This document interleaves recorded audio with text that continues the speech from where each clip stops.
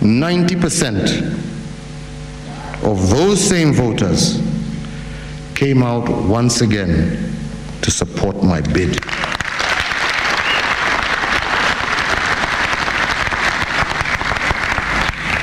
This was nothing more than a revalidation of their general will, a statement of their national intent in support of myself and in support of our Jubilee government, which was their choice. And all of this was done within the confines of the rule of law and our constitutional imperatives. For those who voted for me and Jubilee by way of revalidating our August 8th victory, today I thank you. That's President-elect Uhuru Kenyatta yesterday after being declared winner in the repeat presidential election that was held on the 26th of October. Those results announced by IEBC Chair Wafula Chebukati yesterday at the Bomas of Kenya, which was the National Tallying Center.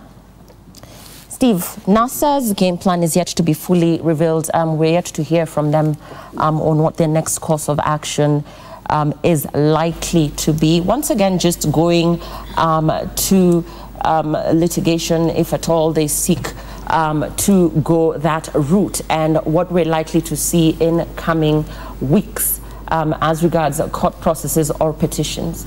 Well, I think I'd like to hear from once again whether they are really, NASA is willing, and even for Jubilee, to be bound by the outcome of the court, because that will really solve most of the issues for us, because then the options will be narrowed down. If you look at the Constitution provides 5 broad options for NASA. One, which has already been now overtaken by them, was to participate in the election of the president in terms of that direct exercise of sovereignty. One was to participate in the election. 2 is to challenge the outcome of that election. And 3 is to impeach that president, because those are opportunities. 4 is the right to picket, the right freedom of assembly and association to continue peacefully demonstrating until that's such a time that they feel that their grievances have been handled. Then 5 is maybe, as they have said, to boycott some goods. You know, that's a freedom of choice. Boycott some what? Yeah, boycott some service providers, goods and services that if they are able to, as long as they don't decampaign a particular brand, it's possible that if they are able to appeal to a certain constituency, not to perhaps buy or maybe get services from certain brands, that's okay. What would be unlawful in that assessment is if you openly isolate a brand and you decampaign it, because then people can commence liable proceedings against you. I think those are options that are within the law, but anything that has a violent disruption will be seen as an attack on the institutions created under the Constitution. And the beneficiaries of those institutions, including the Constitution itself, will attempt to re-establish itself. And Dan Manzo, you, not just you, but your legislators, NASA legislators, were conspicuously absent yesterday at the Bomas of Kenya. Of course, your presidential candidate did not participate in this election. But now that this announcement has been made, what's your recourse? So, just perhaps bring us in the know on what your course of action is likely to be in coming days. Yes, first and foremost, NASA members of Parliament and Senate are meeting this morning at Wiper headquarters, all of them led by the Right Honorable Raila Odinga. And I don't want really to preempt the meeting or what NASA will make a decision as NASA. But so far, it is clear that there are many Kenyans who have an interest in this matter. More than half of those who voted, who are voters, definitely have an interest. And as I had earlier on said, a lot of Kenyans are looking for solutions. And a lot of Kenyans are willing to go to court by themselves, knowing that in this country there's been electoral fraud. Just as there used to be exam cheating or exam fraud, there is serious electoral fraud in this country, and it must be reformed in one way or another, just the way there has been an effort by the CS of Education to reform the education sector in exam cheating, which we know was very rampant, and it has a similar result. An exam cheat is similar to an election cheat, and it's a problem with us. We must deal with it. Are you open to dialogue? Well, we've, at all material times, been open to dialogue. In fact, dialogue, had there been dialogue, Kenya would not have gotten into this sham election, because the just concluded presidential election are more messy than the August 8th elections. And had there been, you know, discussions and the consultations within the leaderships of the stakeholders and IBC itself, of course, you know, all those efforts failed. Then it means in future still, we must have dialogue, there must be respect of the rule, we must respect the courts, we must not intimidate the courts. We have seen efforts to intimidate the Supreme Court. We have seen, you know, abuses held on the Supreme Court, and they have never been apologized for up to today. And therefore, unless we make reforms, then there is a problem. And just going back to education sector, we need similar reforms. And I also, you know, as a person who comes from an area where students do very well, where you saw the CS today in Makueni constituency, Makueni County, I personally, when I went to school, performed very well, and I want to wish all these candidates a good performance in their examination, both primary and secondary, and wish their parents well, wish the students well, because that's the future of Kenya. Therefore, we must reform the electoral body just as we reformed the examination body. Let's listen into what Uhuru Kenyatta had to say as regards a dialogue. The people of Kenya have decided. The IEBC have made their announcement as to the verdict in a free and fair democratic election. There is still another process. So we shall wait for that process, and we shall wait for its outcome. So therefore, those who will want to ask me, are you going to engage in dialogue with so and so and so and so, let them first and foremost exhaust their constitutionally laid out processes. Let them go to court, let them do whatever they want. Nobody shall deny them of their constitutional right. Those issues we shall discuss later. As to my agenda going forward, I will discuss once the processes are over. I am not going to jump the gun. Senator Linturi, what exactly are you reading into the president's statement there? The country is seriously divided. President Kenyatta was essentially running a solo run. We are yet to hear from the other side of the political divide.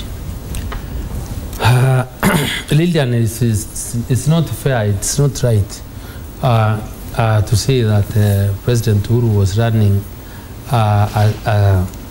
for this election alone, because when you look at the candidates that were in the ballot papers, because I participated in the election, I saw Oginga Odinga, I saw Kaluyu, I saw Njirongo, I saw Ekuru Aukot, Abdi Bandita. There were 70 candidates participating in the last general on the 26th. So it is not right to say Uhuru was running alone. But in a race, if somebody makes his way to the finish line way ahead of everybody else, then essentially he's running alone. This is 98%. Okay, within that context, yes, I would agree, because when you say he was a horse, the others probably were donkeys, right?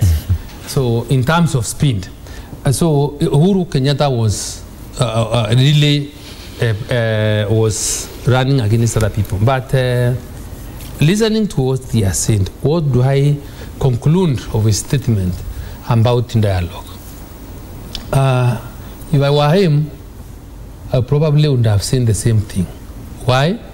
Because people are telling him, now sit down and discuss with Raila Odinga. Discuss with Raila Odinga as who at the moment? Uhuru Kenyatta knows that as a candidate on duty, as a responsibility, as the president of this country, to own the country together. And it doesn't require that and device to sit down with him. And if I've handled him properly, saying, let us exhaust all avenues that are available in law, and then from that end now, I will see you, I will decide how to go about it. I am sure you would be willing to get into consultations or to discuss but with anybody else, anybody that means well for this country. But not at the moment, because even its election, they could be uncertain, because you don't know what anybody else going to court tomorrow will be telling the Supreme Court. So until 7 days are over from today, if there is no petition found, or if there is any, and until the 14th day or year after the filing, the Supreme Court has concluded with the case, then it will not be proper to start asking Uhuru Kenyatta to sit down and negotiate with anybody, because right now it doesn't have that full authority to discuss the president, to discuss as president. Right now is a president-elect. After that, when he takes oath of office and his term is renewed, then that time he will be able to call anybody as president of Kenya, and with the duty of bringing the country together and ensuring national cohesion, then that will be the most appropriate time. I think for me the challenge I give to ourselves and to fellow Kenyans and even to the political class, can we teach ourselves to not speak from two mouths? For example, if a particular misgiving within the constitution is committed by somebody of your political party, please be bold enough to call it as it is. But we're operating in a situation where when other people operate extra constitution, just because they are opposition, then we have got no problem with that. But if it is the government that operates extra constitution, then everybody else comments. We have briefcase civil society organizations that are all over the place, but they do not, within the same objectivity, comment when the members of the opposition also go extra constitution. I think for me, we've lost objectivity even at the highest levels of institution. And one of the challenges I have been having when I watch debates and analysis of things, you have lawyers sitting in one panel. They went to the same schools, they are reading the same constitution, but everybody is interpreting it to suit their own needs. What does that tell you about their intellectual ability? What does that tell you about their objectivity? It tells you that everybody is speaking from their stomach, which I think for me is very unfortunate, even for the class that calls themselves the intellectual group. And it will be good, for example, something was cited here that there were insults directed towards the judiciary by the government, for example. Have we seen the right procedures put in place, for example? Because even the IEBC staff have got rights as well. So when you go agitating that so-and-so must go, and you do not want to follow the laid down constitutional means, do you think that you are the best, respecter of the constitution? And the answer is no. So everybody here is not a saint. Everybody at one point has operated extra constitution, but the hypocrisy with us is that we will only see it when it is being done against us. But when it is our people doing it, we pretend and we get a word for it to circumvent. We go around and we call it beautiful names. But the fact of the matter remains that a good number of people have lost their objectivity, and they cannot be able, therefore, now to say that they are the people that can tell us the direction to take, because we've already seen the direction that, for example, they have been able to take us to. And when you hear the president saying like what he said yesterday, one of the things I would want, can we remain within the confines of the constitution? Let us not go outside, come up with new frameworks that probably we cannot be able to measure them against anything known within Kenya and outside. So I think for me, remaining within the confines of the constitution is extremely critical. Steve, perhaps your insights on this matter. There's a viewer that's talking about the legitimacy of the newly elected government, because a critical section of the population did not vote. We're looking at 38% voter turnout, and we're looking at 5 years going forward, knowing that a critical part of the electorate, of persons that would have actually wanted to go out and cast their vote, did not do so because of how deeply divided the circumstances were for us as a nation when Kenyans were expected to go to the ballot. Well, I think just partly to answer that and pick from what Victoria was saying, the Constitution itself sets a very low threshold for political legitimacy. It just says 50% +1 of the votes cast. So if you have a country of 19 million registered voters and only 1 million turn out to vote, then you get your 50% +1 from that 19 million. Then it says 25% in 24 counties. It can be 25% of even 500,000 voters who turn up to vote. But then now, in terms of satisfying the legality, that's okay. But the political legitimacy, in order to govern effectively, remember, Lillian, elections are not done for people's amusement. Elections are organized because people want to organize the order of governance. To be able to govern effectively, you must be able to appeal to the whole nation. And how do you appeal the whole country if a critical section of the country is not with you at that ballot? Now, what that means is this. NASA is able to, if the NASA are able to innovate within the law, I think that's where we need to emphasize there are opportunities for NASA to innovate within the law. And I think I just want to clarify some of those options. I saw 6 options. One, if they had an opportunity to participate and disrupt, probably stop Uhuru's win, they have an opportunity to go to court. Secondly, if they go, they have an opportunity to picket. That's number 3. They have an opportunity to refuse public participation. They have an opportunity to boycott certain goods. And I think I want to put that in context because I think I mentioned it already. You know, in this country, we have freedom of choice. If NASA, and they know Raila Odinga has near fanatical following, if he's able to communicate to his constituency that, listen, the way Orengo said at one point during the campaign period that avoid this particular brand, that might affect that company's ability to generate income and also pay taxes. In effect, the business community, sensing that there's a hostile climate for doing business, may then also mediate and also speak to Uhuru Kenyatta to negotiate a political settlement. Those options will affect Uhuru's legitimacy. And you know, Uhuru's political legitimacy is also tied significantly with this legacy. He wants the 5-year term to be as less disruptive as it can possibly get, so that he's able to finalize his term in a manner that he can tell Kenyans that this is what I did in the first term and this is what I did in the second term. So yes, the question of political legitimacy will be an ongoing debate, and it will be seen how Uhuru Kenyatta will navigate around that issue. I believe that a better approach right now is for NASA and Jubilee to realize the options. What I've seen from Uhuru Kenyatta's speech today, what is in fact saying is that if the court upholds his election, then he's sworn in under Article 142, he is sworn in for a term of 5 years. Then he'll be saying, okay, fine, I'm going to serve 5 years, so I'm willing to negotiate to make reasonable accommodation, but not to go back to the election. Is NASA willing to accept that? If NASA is not willing to accept that, are they willing to innovate within the Constitution in a manner that probably moves us to a level where Jubilee administration, Uhuru Kenyatta's presidency, in order to preserve his legacy, is able to make some innovations. Whatever innovations Uhuru Kenyatta will make, I don't see him maybe resigning, because if he resigns under Article 146, Deputy President takes over. Uhuru and Ruto must both resign for us to go back to the ballot. So I think if NASA is aware and they communicate that to their supporters, and they also understand that looking for solutions within the Constitution gives them only limited chances, the real chances going forward to maintain the legitimacy question is only to continue picketing, because if you picket, the business climate in Nairobi will be disrupted.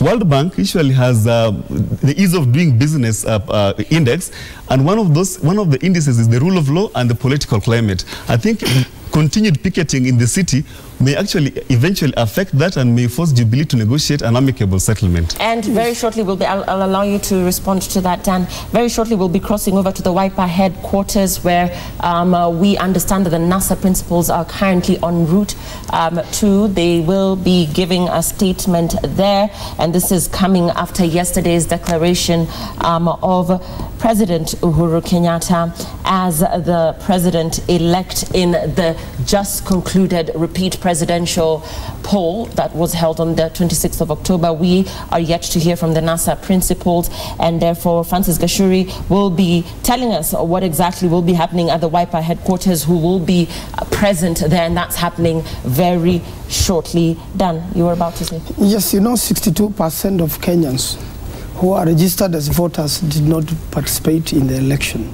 That shows you the small fraction, and that tells you that the Right Honorable Raila Odinga and NASA are controlling a bigger section of Kenya than Jubilee is controlling. It might have been voter exhaustion, voter apathy. Yeah, this is from the statistics we have. That in fact Raila Odinga controls 8.5 million votes, while Uhuru Kenyatta now controls 7.4 million votes. In fact, it has been about 7 million or so. And that tells you who has the political goodwill and the political legitimacy to govern the country. But unfortunately, because of electoral fraud, we are in the situation we are in currently.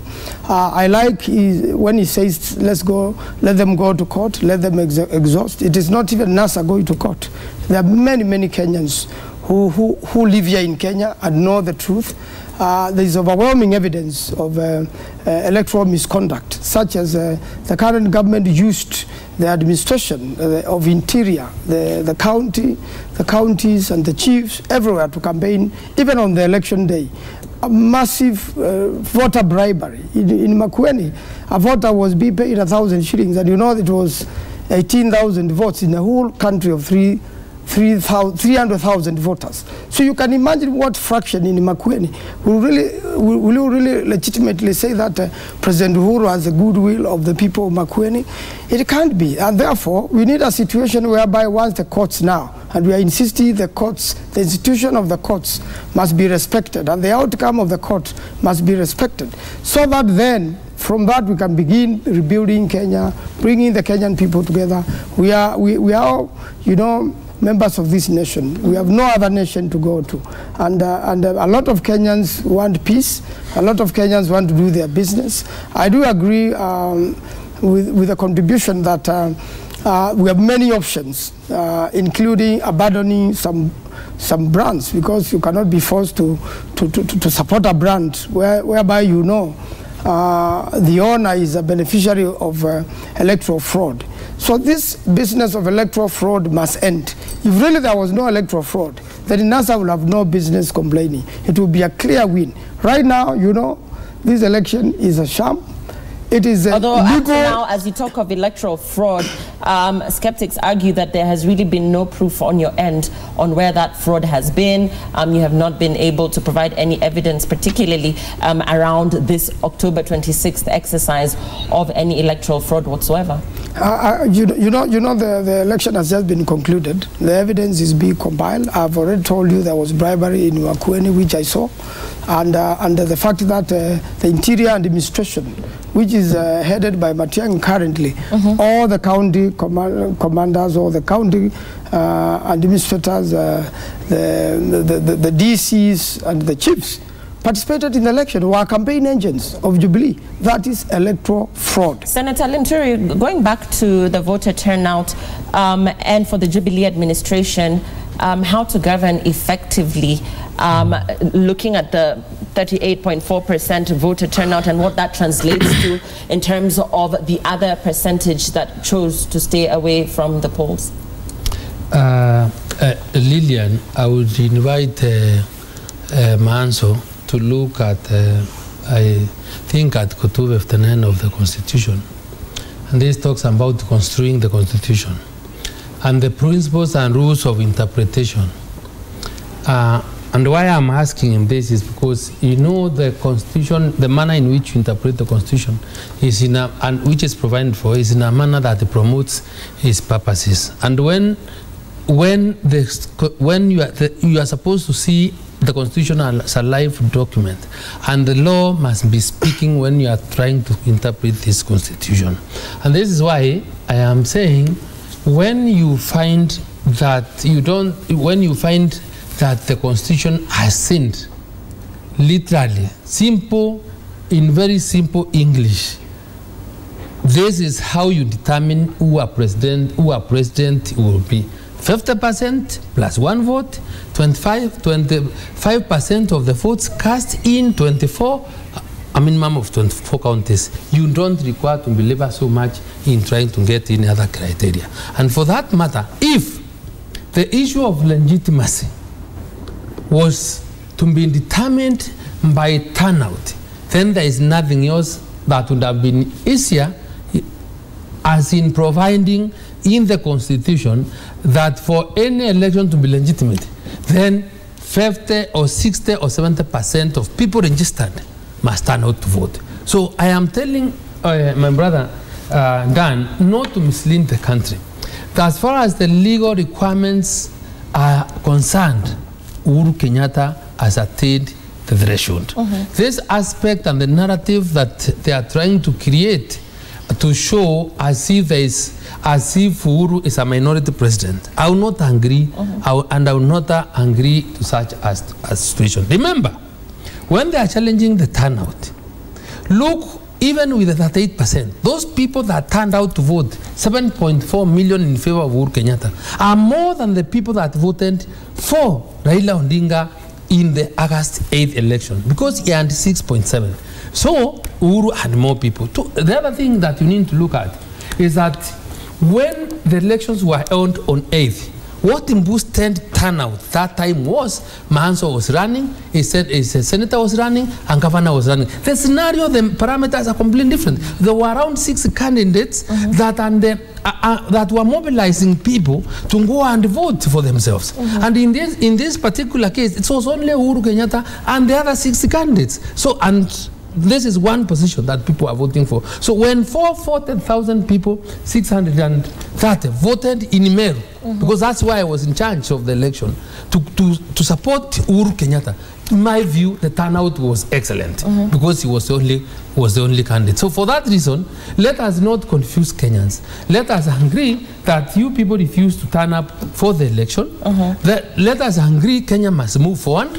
And let us say, you prepare yourselves for another time. But this aspect is really killing this country, and we must really understand that this country is greater than Uhuru Kenyatta. This country is greater than Raila Odinga. In any case, with the devolution now, power has been evolved. We have governors, we have other people on the ground. Resources are being devolved to the counties. Money is going. I would have expected, for example, the NASA team to come out and say, because we are going to mobilize people to boycott services or disobey the law, then I would have expected to hear them to say, all the members of parliament should not receive CNDF for their constituency. All the NASA governors should not get the allocation of the national revenue. But this is double speak. It's hypocritical. So let's move on. And as we continue with this conversation, we're crossing over now to the Wiper headquarters here in Nairobi County, where the NASA principals will be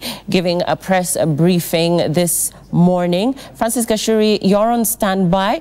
Update us on who is likely to be present at that press briefing, and if at all you are in the know of what issues the NASA principals will be addressing.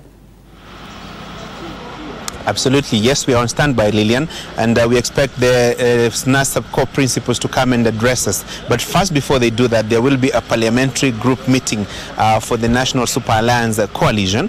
And I've also seen some governors here, so definitely some governors and other leaders will be in attendance. Basically, the executive committees of the affiliate parties in the National Super Alliance. And it will be the first time that the NASA core principals will be getting an opportunity to address the question of the repeat presidential election as conducted on Thursday after the declaration of results yesterday by Wafula Chebukati, the IEBC chairman, declaring President Uhuru Kenyatta president-elect after the October 26th repeat presidential election. There's that grand announcement that NASA leader Raila Odinga said he would make today, insofar as providing a direction to his supporters on the way forward after the declaration of the results and after his team boycotted the repeat presidential election. And yesterday was the day when he was supposed to make that grand announcement, but that announcement was pushed to today, or most likely to give an opportunity for the IEBC chairman to finalize his business of the declaration of results, so that now the NASA team can substantively deal with the question of the results as declared and the entire electoral process as conducted on the 26th. What are the options, Lydian? Talking to some of the members of parliament here, they're saying they're also as anxious. They're also waiting to hear from the NASA leader on the way forward, and that all that they are going to do, because they're his lieutenants, they will be doing is to listen to their general, so that as he provides the way forward, they will comply. What are the options available? Some of the lawyers who are, members of parliament who are lawyers, are telling me that it will not be a far shot that there could be another presidential petition at the Supreme Court, and also the whole question of civil disobedience, mass protests, those are options available on the table, and they will be listening to their core principles. They will also be contributing on the way forward before finally a decision is made on how the NASA team is going to handle that question of dealing with the repeat presidential elections and the aftermath of it. That is the declaration of the results as done yesterday by IEBC Chairman Wafula Chebukati. Lillian. Francis, yesterday when President Uhuru Kenyatta, made his statement after receiving the certificate, he spoke of dialogue not really being a priority issue as of now, instead talking about focusing on other key priority areas. Do we know from the mood on the ground, and indeed from what the NASA legislators present there are saying as regards options for dialogue and indeed the undertones within the NASA leadership on whether or not they are willing to engage in that? The NASA leadership position on the question of dialogue has been that if they were to hold any dialogue, it has to be about preparing another election, electoral reforms, making far-reaching changes at IEBC and the entire electoral infrastructure before the country can return to the ballot in 90 days. However, the question of the constitutional provisions for conducting a repeat presidential election within those 90 days is what now the NASA leaders will be expected to give or to elaborate on. Because the Supreme Court had given 60 days to conduct that repeat presidential election. Those 60 days were to lapse on 31st of this month, that is October.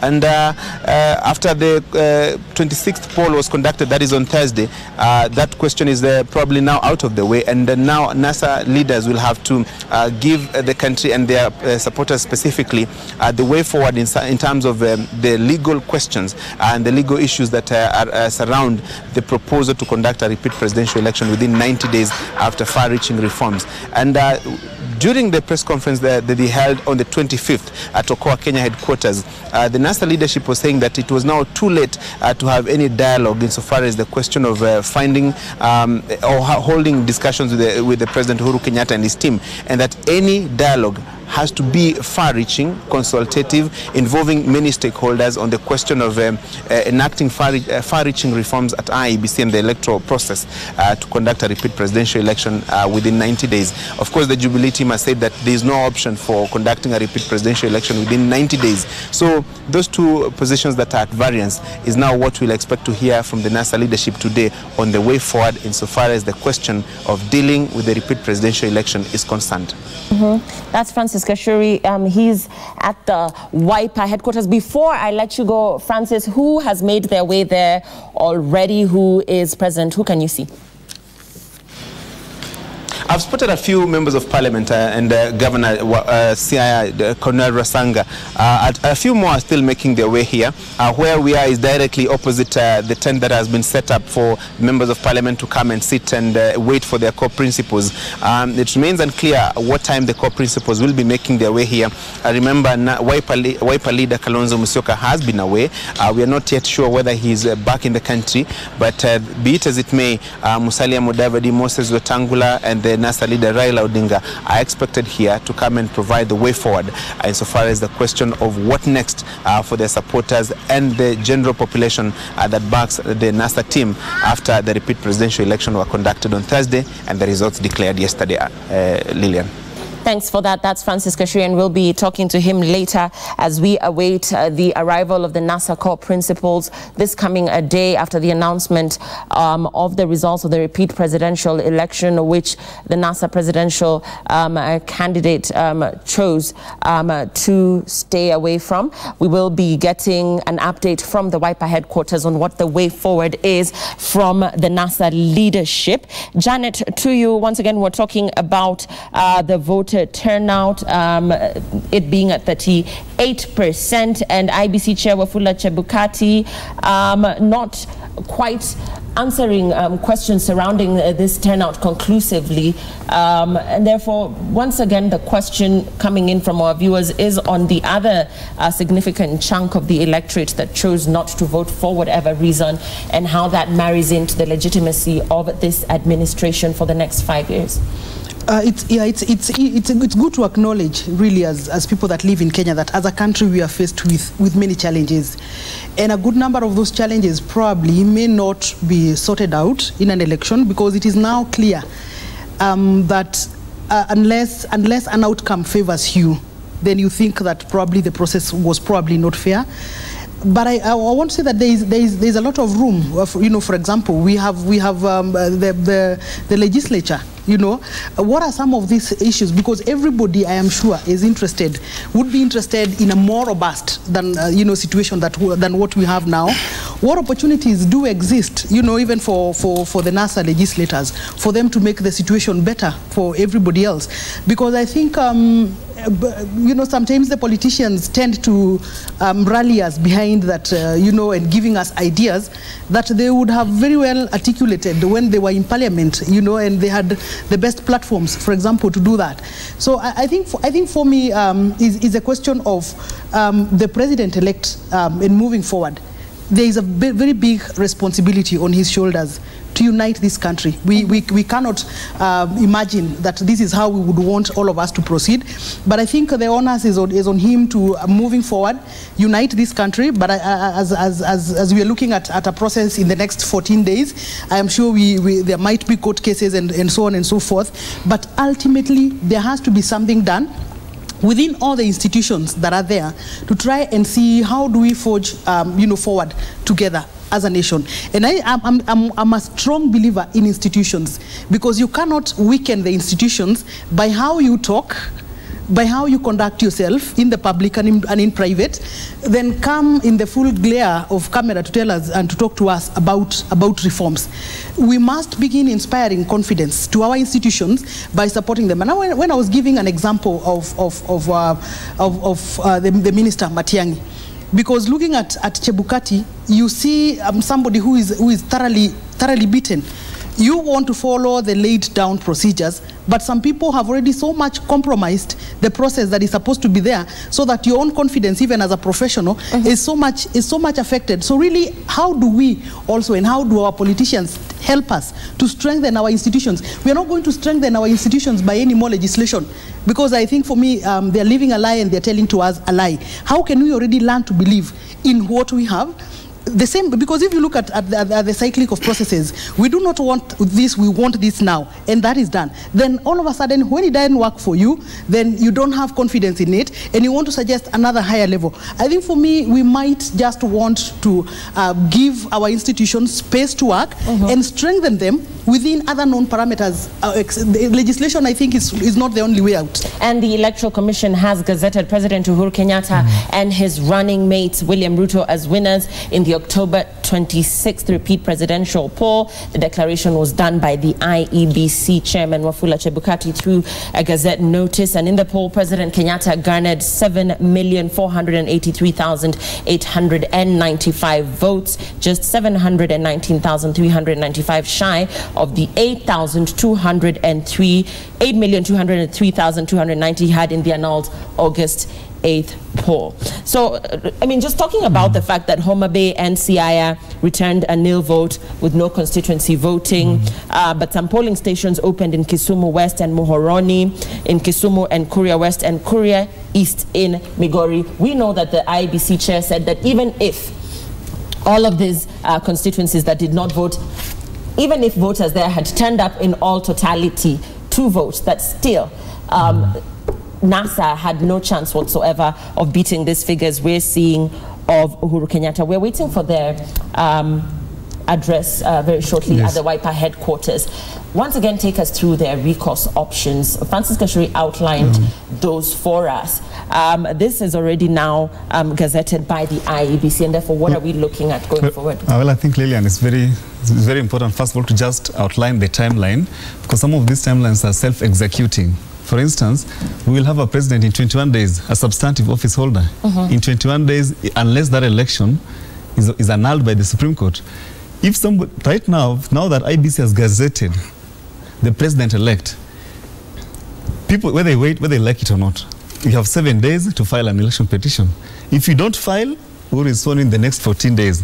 If you file, the Supreme Court, if you don't file, then Uhuru is sworn in the next 7 days after the expiry of those 7 days.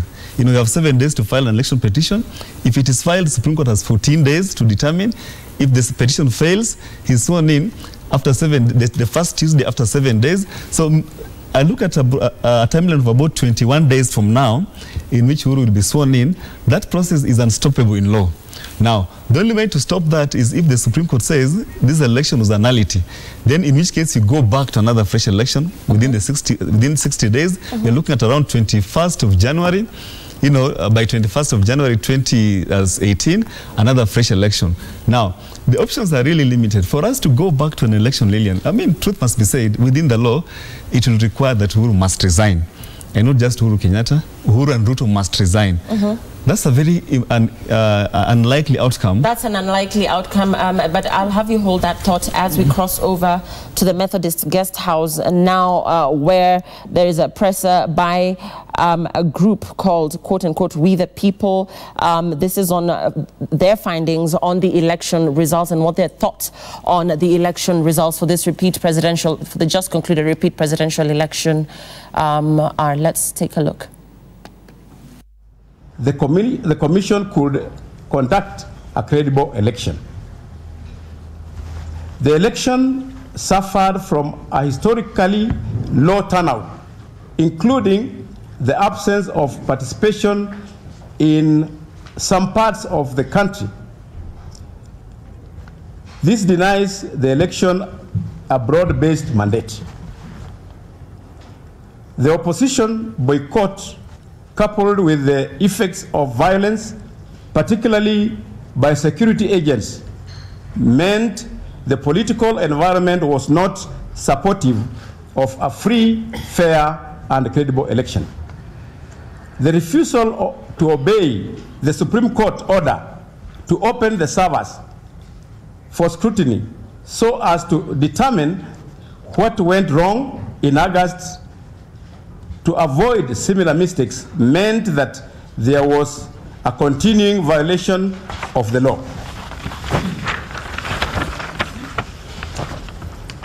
The management of the electoral process, as well as the results transmission and announcement, did not conform to the requirements of the Constitution. It mirrored issues raised in the petition to the Supreme Court, which annulled the results of the August 8th presidential election, including results based on fair, less than 100% of each constituency's polling stations. Evidence of multiple Form 34A from the same polling stations with different results. Changing numbers in the voter register. Forms 34B that are missing serial numbers. Forms 34B printed in non-standard formats. Notes and data missing from the handover and takeover sections. Pages missing from published Forms 34B. Rather than using the historic Supreme Court judgment to reform and raise electoral standards, the 5-year cycle of electoral instability. Shifting? Yeah.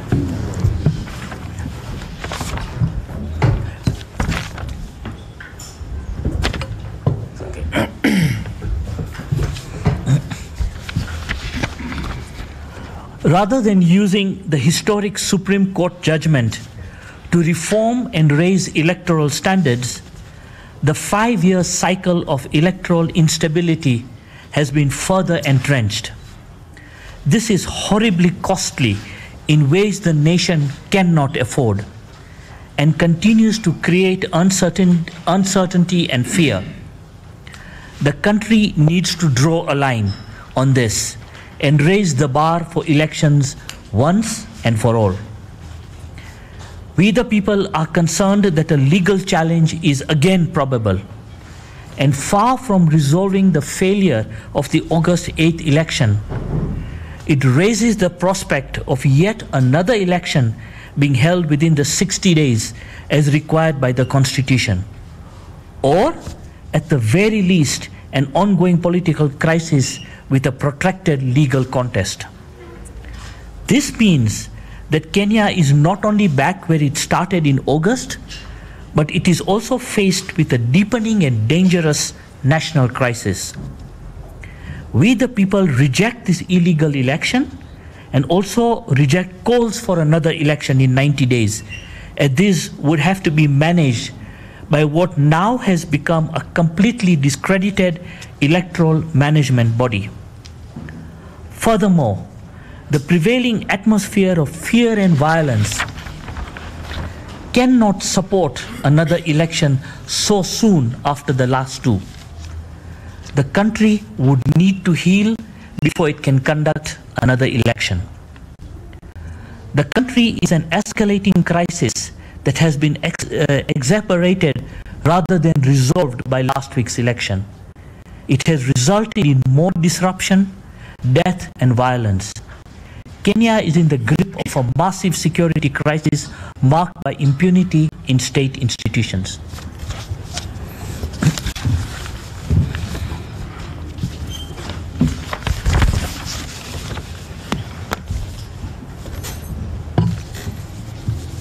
We the people note the failure by the international community to support democracy in Kenya.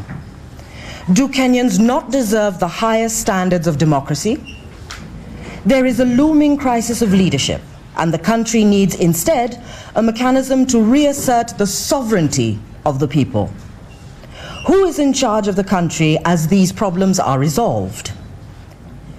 It is not clear whether the temporary incumbency arrangement is still in play. There are limits on how the IBC can be reformed with the diminished powers of the president during the temporary incumbency period. Mr. Uhuru Kenyatta lacks broad public legitimacy, and it is unclear how the opposition's resistance will impact his ability to effectively govern the country. We the people seek to institute a mechanism to manage a transition period within a year, in which we can properly reform the electoral management body and establish an agency that can genuinely deliver free, fair, and credible elections, help reduce national tensions and divisions, and provide solace for victims and survivors. We the people call on the country to work together to find creative ways to resolve this crisis and heal the tensions and injuries inflicted on the nation.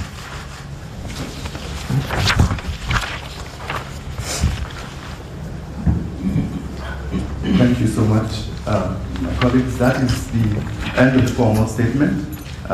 We now open the floor to questions. We will take 3 at a time. Kindly identify.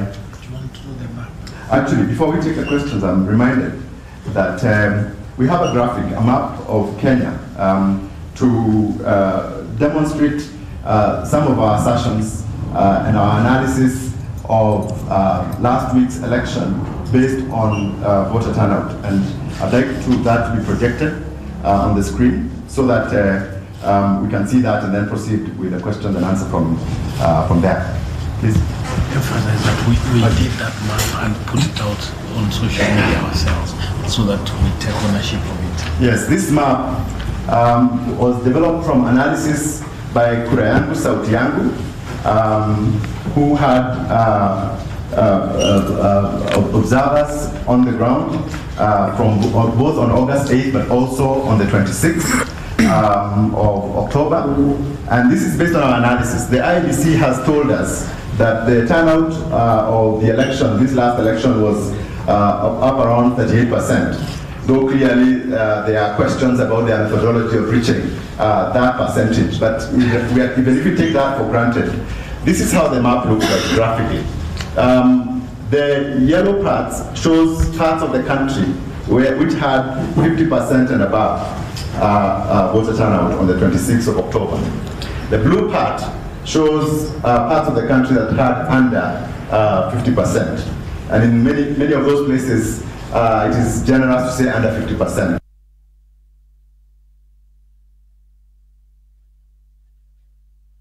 parts of the country, polling didn't take place at all. So we are talking about a country that is clearly divided, and it's actually misleading to say it's divided down the middle, because this is not the middle of the country. This is a very tiny part of the country where people actually came out to vote. So that is a Kura Yangu Sauti Yangu product. It's backed by figures. There are statements that we've been issuing that are in the public domain, but they can be availed, that show you how we reach this map. And there are other graphics that we've also developed to actually demonstrate what actually went on the ground last Thursday during the repeat election. Now we will take questions, and please identify yourself. A civil society group there giving their thoughts on the just concluded repeat presidential election, outlining among other issues the low voter turnout, and that is currently what they had to say about this. Of course, Francis Gachuri will be giving us an update from the Wiper headquarters. Remember, the NASA leader Raila Odinga is expected to make an announcement of what he will do next, or at least that's what we're expecting him to be announcing this morning. Reports reaching us indicating a possible petition of the Supreme Court through civil society organizations. We do not know conclusively whether or not there are persons that will be taking this recourse, but we are going to be waiting to hear from the NASA leadership at the Wiper headquarters. We're crossing over to Kisumu County.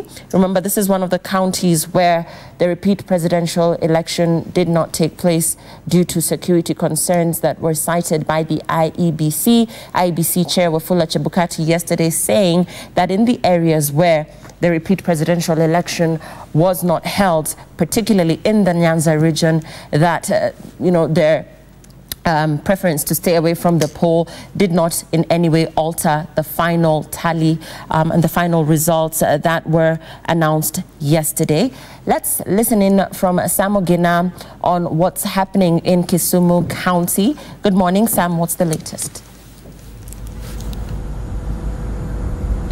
Well, Lillian, peace, tranquility and normalcy here in Kisumu town, Kisumu County. Of course, after yesterday's announcement of President Uhuru Kenyatta as the president-elect in the contested presidential rematch contest, there was disappointment among residents here in Kisumu town. A little bit of tension here and there, but of course there were no tragic events. Yesterday, today, normalcy as Kisumu residents await that announcement by party leader Raila Odinga, or opposition chief Raila Odinga. Of course, no incidences to report about. Of course, everyone going on with their businesses opening. Of course, schools that was scheduled to kickstart their KCPE already underway, and everything actually running according to plan on a normal day, really. Everything running as is supposed to be. Of course, security apparatus, the antennas are very high just to ensure that everything goes ahead as planned, that no disruption of the school calendar occasioned by any form of, say, protest or demonstrations, so that KCPE can go ahead as scheduled in the exam calendar. Of course, making our rounds here in Kisumu and having just to see the pulse of Kisumu as it is, we saw various roads that were barricaded yesterday, especially in Kondele, have been opened. The barricades have been removed. The burning tires have also been removed from that particular area, and businesses actually going on as scheduled, of course. And the main concern really when Kisumu is demonstrating usually the highways that lead into and out of Kisumu, and those are the Kisumu Nairobi Highway, Kisumu Kakamega Highway, and Kisumu Busia Highway. Usually these are areas that are usually barricaded if at all there is any sort of acrimony or any sort of contestation with the national politics that affect the region here, and that is actually affecting the person of the opposition chief Raila Odinga. Well, these roads, all of them are actually flowing. Traffic is flowing, no barricades, no any sort of say youth standing on the road trying to intimidate anyone using these particular roads. Things running quite smoothly here in Kisumu. Of course, we'll be awaiting that announcement by by the opposition chief to see what direction this particular county will take in the afternoon. Of course, that announcement coming around 2 in the afternoon, and that is something that the residents here actually are waiting with bated breath to see what will happen or what direction they will be taking. But as it stands right now, everything running smoothly, all roads running smoothly. Businesses going on, and more so of most important is the conduct of KCPE, and that is actually going on as a schedule in the exam calendars. Lillian? Thanks for that. That's Sam Ogina coming to us from sunny Kisumu. That's Kisumu County. Residents there waiting to hear what the NASA leader will be announcing. We're getting close to the top of the hour, and we're yet to hear from the LASA leadership at the Wiper headquarters here in Nairobi County. Crossing over now to us in Gishu County, Eldoret, where John Wanyama is on standby. We continue to get reactions on yesterday's declaration of Uhuru Kenyatta as president-elect in the just concluded repeat presidential poll. A very good morning to you, Lillian, and here in Uasin Gishu County, specifically where I am at Eldoret town. Here, yesterday, as per 1 a.m. yesterday night, residents here were still on the streets, singing, dancing, using with all kind of instruments, to jubilate for yesterday's announcement after President Uhuru Kenyatta was declared as a winner yesterday by IEBC. Lillian, without wasting time, may I just talk to Nandi, Senator Wakili Cherargei, to tell us maybe his reactions. Where are we heading to? And as a nation, what we are expecting from opposition leader Raila Odinga? First and foremost, let me take this opportunity to congratulate President Uhuru Kenyatta and William Ruto for their declaration as both the president and the deputy. 2, we want to thank Kenyans because after this announcement, the peace has continued to traverse, especially here in North Rift, which is majorly cosmopolitan. Number 3 is that the way forward is, as we expect Raila Odinga, which is his constitutional right under freedom of expression, to make his statement concerning the way forward he thinks the national resistance movement should do, is that we don't have any problem. He can make as many pronouncements, but what we are keen on is that he should desist making any comments that will incite Kenyans or will incite young people going back to block roads or to cause violence or to cause chaos. What we expect is we should ensure that if he has to make any statement, he should make within the constitutional limits that has been given. And we are aware maybe he would want to go to court, which is his constitutional right to the Supreme Court to challenge the presidential results. He might want to go to peaceful demonstrations, but all this must be done within the constitution so that as a country we move forward. We are aware now, even as we talk now, our Form 4, our Class 8 and Form 4 students, the national examinations are ongoing. We need a peaceful environment for our children to continue the exams, and we are happy with the CS Matiang'i and Inspector General of Police. They have assured us that they have provided a conducive environment so that our children can do exams very well. And that is even here in North Rift. As we talk now, we want to say the peace shall continue, because you remember yesterday we lost our beloved Bishop Cornelius Korir, who was a peace ambassador in this region, and in honor, even in Kerio Valley, even in Nandi, and even here in Uasin Gishu, in honor of the late bishop, we have decided that peace should prevail in this North Rift as we go forward and ensure we bring tranquility. But as for Jubilee, we are ready to govern the country. We pray God may give us the sufficient grace and wisdom so that as we lead this country into transformation. Thank you very much. And Lillian, let me talk also to former Speaker Elgeyo Marakwet, Mr. Kochei. Mr. Kochei, where is the nation heading to now? I think first of all I want to congratulate His Excellency the President and the Deputy President for their re-election yesterday. I want to congratulate IEBC for delivering victory, good results to His Excellency the President at the record time within the constitutional framework. Secondly is I think going forward, what is so critical now is how do we keep Kenya one? I can tell that it looks like Kenya right now is, gravely divided. And I think the work for His Excellency the President, the first agenda is to be able to build confidence among all the tribes in the Republic of Kenya that indeed is the president that is a symbol of unity and a symbol of peace. Remember, this election has opened a new chapter in Kenya. Never in the history of Kenya have we ever had a group or a specific community or even people to say that we don't recognize the president. 2007, we didn't have that conversation. 2007, the narrative was this one stole from me, this one stole from me, but at least there was this coalition government. In this time, you hear some section of Kenya say we don't recognize the president. It is a very sad because we are planting now a seed of hate and hate in this country. So I believe His Excellency the President will be able to spend more of the time to bring all the people together. The people of Nyanza should feel that they are in government. The people in Northeast and the people in Rift Valley, all Kenya should be able to feel this cake. Secondly, I want to advise the former Prime Minister Raila Amolo Odinga that even as he makes the pronouncement shortly today, my prayer is that he should be able to put Kenya first, because Kenya is greater than any one individual. I want to believe that even as they plan to go to court, but we want to see peace in this country. I said the other day, and I still keep on saying that after all is said and done, we have children. Children want peace. We have businesses that we need to run. Our friends from Nyanza right now, they don't have maize because maize is coming from the North Rift. Our trucks cannot be able to go down there because roads have been barricaded. So we believe that for Kenya to move, and I want to tell you, Wanyama, we've had politics for too long. We've begun this politics last year, December. And surely it looks like we are going to have 2017 to be an election here. And a lot of things are stolen. So my prayer is that I want to call upon the youth of this country. Let us be tribeless. Okay. The youth of this country should be tribeless and look at Kenya as one united nation. I wish well the Kenya. May God bless Kenya. Thank you very much, Lillian. Those are strong messages from these two leaders from this side of Eldoret. And as they put it, we just lost our great bishop yesterday, Bishop Korir, who also stood firm for the word of peace. And if you talk of peace, Bishop Korir, you will find him anywhere.